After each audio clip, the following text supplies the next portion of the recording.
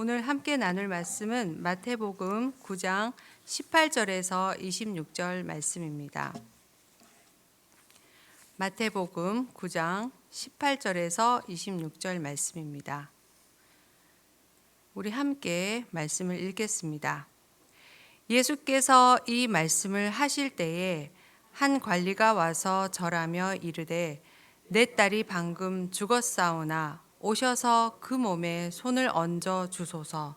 그러면 살아나겠나이다 하니 예수께서 일어나 따라가심에 제자들도 가더니 12해 동안이나 혈루증으로 앓는 여자가 예수의 뒤로 와서 그 겉옷가를 만지니 이는 제 마음에 그 겉옷만 만져도 구원을 받겠다 함이라. 예수께서 돌이켜 그를 보시며 이르시되 딸아 안심하라 내 믿음이 너를 구원하였다 하시니 그 여자가 그 즉시 구원을 받으니라. 예수께서 그 관리의 집에 가사 피리 부는 자들과 떠드는 무리를 보시고 이르시되 물러가라 이 소녀가 죽은 것이 아니라 잔다 하시니 그들이 비웃더라. 무리를 내보낸 후에 예수께서 들어가사 소녀의 손을 잡으심에 일어나는지라. 그 소문이 그 온 땅에 퍼지더라. 아멘. 예수님의 공생의 사역은 하나님 나라에 대한 가르침과 그 능력이 나타나는 것으로 나누어 볼 수 있습니다. 앞서 마태복음 5장에서 7장은 그 하나님 나라의 백성의 삶에 대해서 예수님께서 하신 가르침이고, 이후 8장부터는 병자를 치유하시고 귀신을 내쫓으시고 또 죽은 자를 살리시는 아주 신적인 능력을 행하심으로 인해서 하나님 나라가 실제로 어떻게 구현되는지를 보여주십니다. 오늘 본문은 예수님께서 그 능력을 행하시는 사역으로서 한 관리의 딸과 혈루증을 앓던 여인의 치유가 일어나는 그런 기적에 대한 이야기입니다. 이 두 기사는 다른 복음서인 마가복음서와 누가복음서에도 나오는데요. 이 세 복음서 중에서 마태복음이 가장 짧게 기술하고 있습니다. 특히 본문에서 예수님을 찾아온 관리는 마가복음 5장과 누가복음 8장에서는 회당장 야이로라고 이름이 밝혀지고 있고요.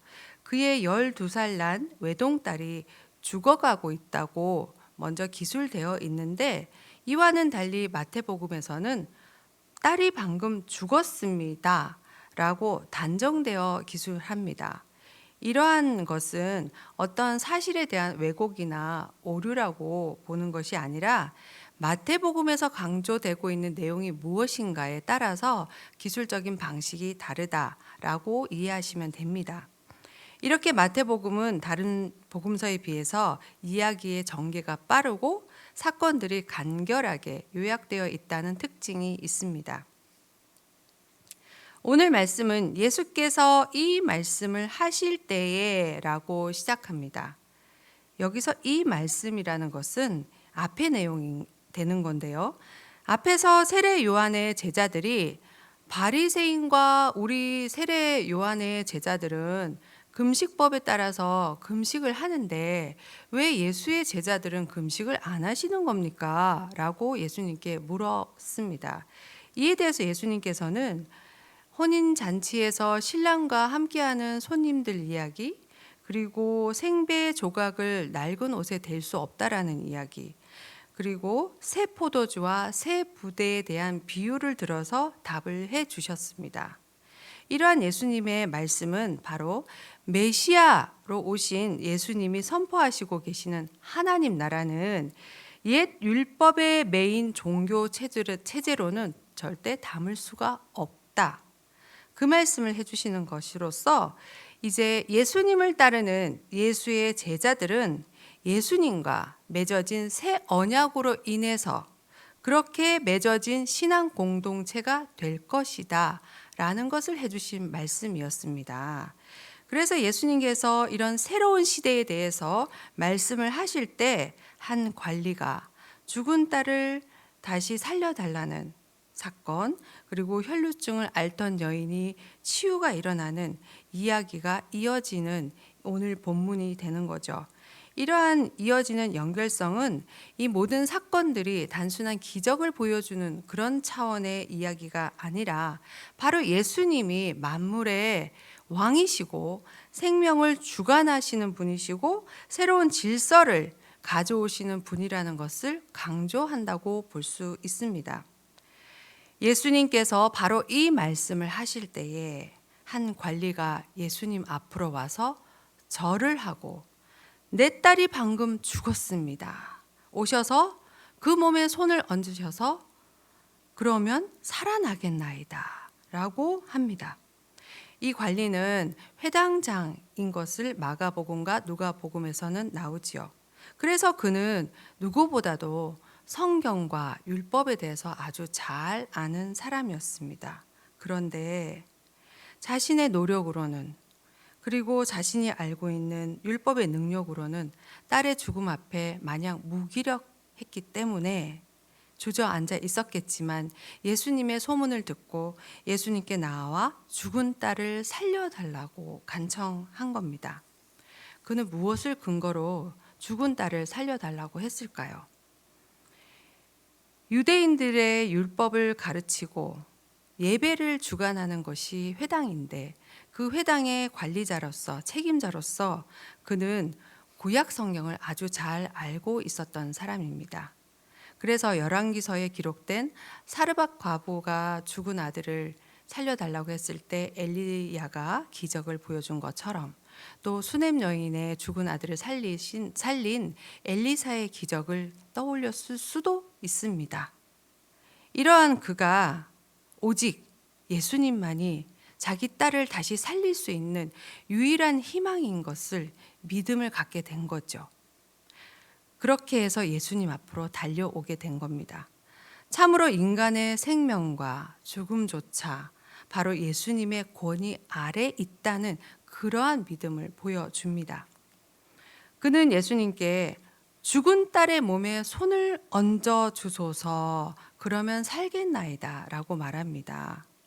실상 유대 정결법이나 유대 율법에 의하면은 몸에 손을 얹는 행위는 병고침을 뜻하기도 하지만 이렇게 죽은 딸을 만져달라라는 것은 율법적으로 부정한 행위라고 나오고 있습니다. 그럼에도 그는 예수님께 그렇게 간청을 했고 그 간청을 들은 예수님은 즉시 일어나셔서 그의 집으로 가시지요. 예수님과 제자들이 관리의 집으로 가던 중 12해 12년 동안 혈루증을 앓고 있던 여인이 내가 이분의 옷을 만지기만 해도 나을 텐데 라는 간절한 마음으로 예수님 뒤로 가서 몰래 겉옷자락을 살짝 만졌습니다. 이 여인은 부인과 질병으로 인해서 정기적으로 심한 하혈을 하는 증상으로 매우 고통에 빠져 있었던 삶을 살고 있었습니다. 레위기 15장에 있는 여인의 부정과 관련된 규례를 보면은요, 이 여인이 접촉한 사람은 부정하게 됩니다.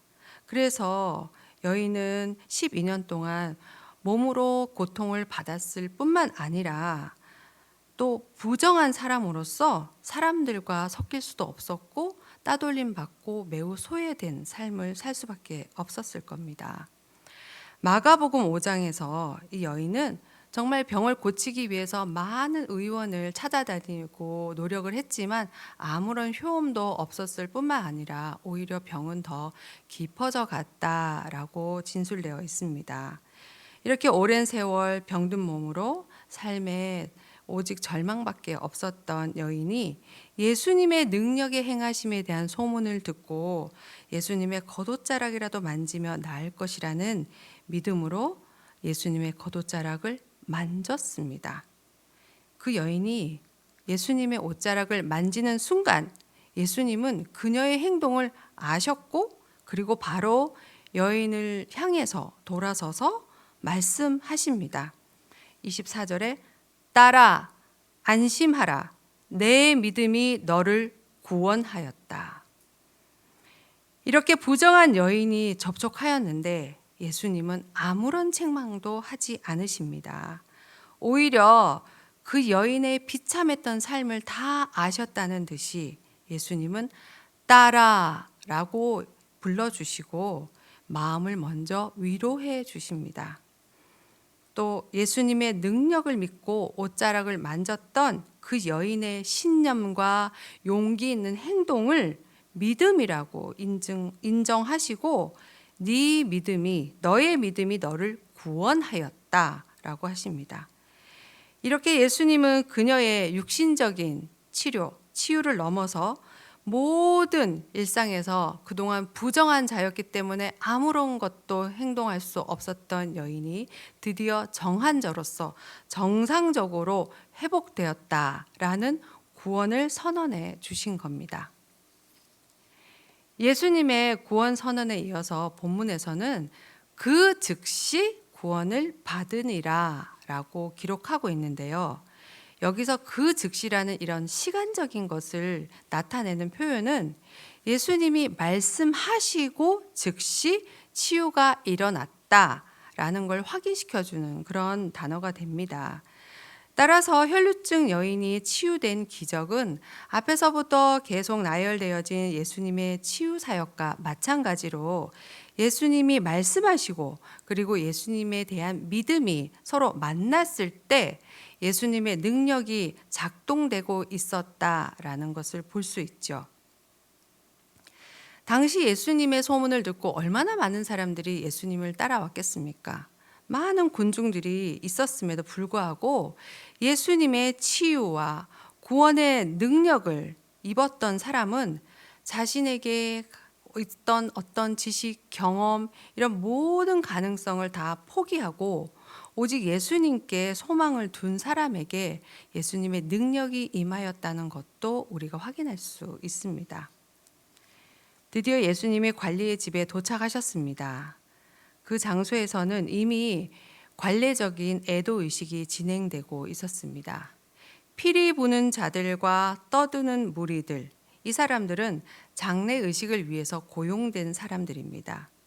유대 사회에서는 아무리 가난해도 장례를 치를 때는 애도를 하기 위해서 피리 부는 사람을 최소 2명, 그리고 애곡하는 여자를 1명을 불렀다고 합니다. 그런데 관리인으로서 회당장의 집에는 얼마나 많은 사람들이 와서 그 애도 의식에 참여했을 것 같습니까? 매우 소란했다는 이야기죠.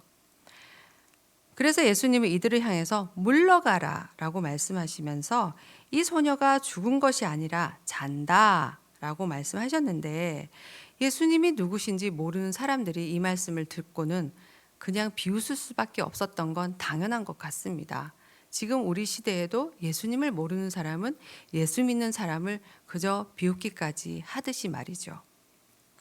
예수님께서는 이 소녀가 자고 있다라고 말씀하셨는데 이때는 소녀가 죽지 않았다, 육체적으로 죽지 않았다 이런 말씀이 아니라 소녀의 지금 육체적인 죽음이 그 소녀의 모든 영혼까지 죽었다는 것이 아니다라는 것도 가르쳐 주시는 겁니다. 그래서 예수님은 소녀가 마치 다 끝난 것처럼 그의 영혼도 다 끝난 것처럼 소란을 피우고 있는 무리들에게 물리치시는 물러가라고 말씀하신 거죠. 그리고 예수님께서 소녀의 손을 붙잡으시자 소녀는 자리에서 일어났습니다.